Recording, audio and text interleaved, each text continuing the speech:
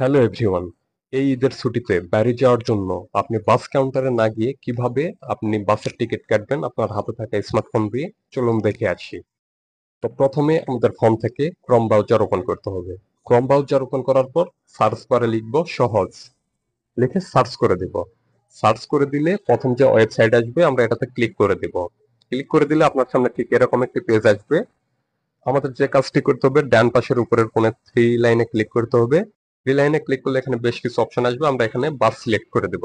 যেহেতু বাস সিলেক্ট করা রয়েছে, আমি এখান থেকে ক্রসে ক্লিক দিয়ে বের হয়ে আসবো। আর আপনার যদি অন্য কোনো অপশন সিলেক্ট করা থাকে সেক্ষেত্রে বাস আপনি সিলেক্ট করে দেবেন। ওকে, তো আমি ক্রসে ক্লিক করে বের হয়ে আসতেছি। এবার আমাদের যে কাজটি করতে হবে টিকিট কাটার জন্য, ফর্ম, আপনি যেখান থেকে যাবেন সেই জায়গার নাম এখানে দিয়ে দিবেন। আমি ঢাকা দিয়ে দিলাম। যেখানে যাবেন, আমি ঢাকা থেকে রংপুর যাব, তো এবার আমাদের টুতে রংপুর লিখতে হবে। ঠিক আছে, রংপুর লেখার পর এখানে ডেট দিতে হবে, আপনি কোন তারিখে যেতে যাচ্ছেন। আমি 20 তারিখ দিয়ে দিলাম। আপনি চাইলে অ্যাড রিটার্ন টিকিটও কাটতে পারবেন। এই যে অ্যাড রিটার্ন টিকিট, এটাতে ক্লিক করে আপনি যে তারিখে আসবেন সেই তারিখ সিলেক্ট করে রিটার্ন টিকিটও একসঙ্গে কাটতে পারবেন। আমি শুধু যাওয়ার কাটবো, সেজন্য ফর্ম টু এবং জার্নি ডেট দিয়ে এখান থেকে সার্চ করে দেব। ওকে, সার্চ করে দিলে ঢাকা থেকে রংপুরগামী যতগুলো বাস রয়েছে সবগুলো এখানে শো করবে। ঠিক আছে, এসি নন এসি সবগুলো এখানে আছে। ওকে,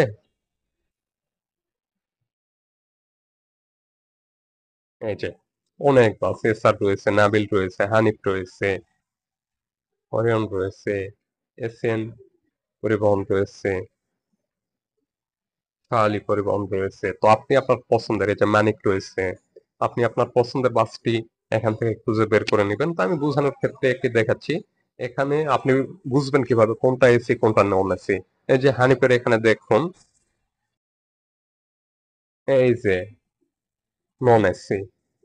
ঠিক আছে, Orion business class, non AC. ঠিক আছে, এসি বাস তাহলে বুঝবেন কেমনে। আমি স্লাইড করে একটু নিচে আসি। নিচে আসলে এই যে এসআর ট্রাভেলস, নিচে আসলে দেখুন এখানে এসআর ট্রাভেলস রয়েছে। এই যে দেখুন এসি বিজনেস ক্লাস, আর এই যে প্রাইসটা দেখুন টাকা 1500। উপরে এখানে দেখবেন এসি বিজনেস ক্লাস, আর নিচে প্রাইস দেখলে বুঝতে পারবেন কোনটা এসি কোনটা নন এসি। ঠিক আছে, তো আমি এসি বাসের টিকিট কেটে আমি দেখাচ্ছি। এসি নন এসি বাসের টিকিট কাটার প্রসেস সেম। ওকে, তো টিকিট বুক করার জন্য আমরা এখান থেকে বুক টিকিটে ক্লিক করে দিব। বুক টিকিটে ক্লিক করে দিলে এখানে যে ব্ল্যাক বা যেটাই বলেন এখানে ব্ল্যাকের মতো যেগুলো দেখতে পাচ্ছেন, এগুলো অলরেডি বুক হয়ে গেছে। আর হোয়াইট যেগুলো রয়েছে এগুলো এখনো বুক হয় নাই। B8, C8, D9, C9, B9, A9, তো এই কয়টা 4, 2, 6টা রয়েছে। এই 6টার মধ্যে আপনি যেটা নিবেন সেইটার উপর সিলেক্ট করে দিবেন। আমি C8 এর উপর ক্লিক করে দিলাম। দেওয়ার পর এখান থেকে কন্টিনিউ এ ক্লিক করে দিব। ওকে, কল্যাণপুর বাস পয়েন্ট থেকে বাসটি ছাড়বে 7টা 30-এ।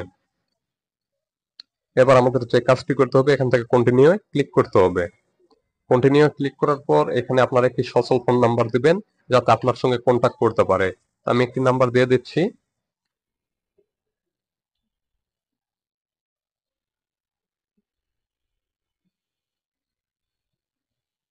তো নাম্বার দেওয়ার পরে এখানে আপনাকে ইমেল দিতে হবে।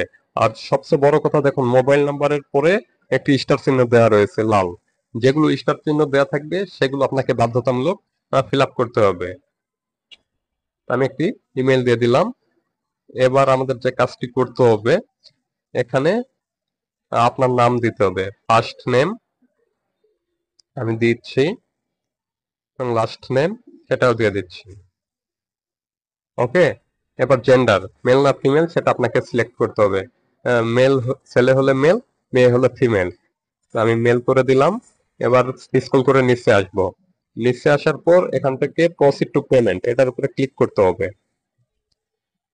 ক্লিক করার পরে এখানে আপনাকে বিকাশ, নগদ, রকেট, আপনি ডেবিট কার্ড ক্রেডিট কার্ড দিয়েও টাকা পারচেস করতে পারবেন বা পেমেন্ট করতে পারবেন। আমরা এখান থেকে এই বক্সে একটা টিক মার্ক দিয়ে দিব। আমি বিকাশে পেমেন্ট করব, এর জন্য এখান থেকে বিকাশ সিলেক্ট করে দেব। ওকে।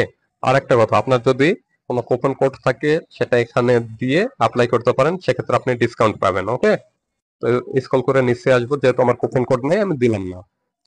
তো দেখুন এখানে টিকিট প্রাইস 1500 টাকা, প্রসেসিং ফি 126 টাকা, এবং ইন্স্যুরেন্স অ্যাকাউন্ট যদি থাকে সেক্ষেত্রে 10 টাকা। এই টোটাল 1636 টাকা আমাকে পেমেন্ট করতে হবে। তো স্ক্রল করে নিচে আসবো, আসার পর প্রসিড টু পেমেন্ট এটার উপরে ক্লিক করতে হবে।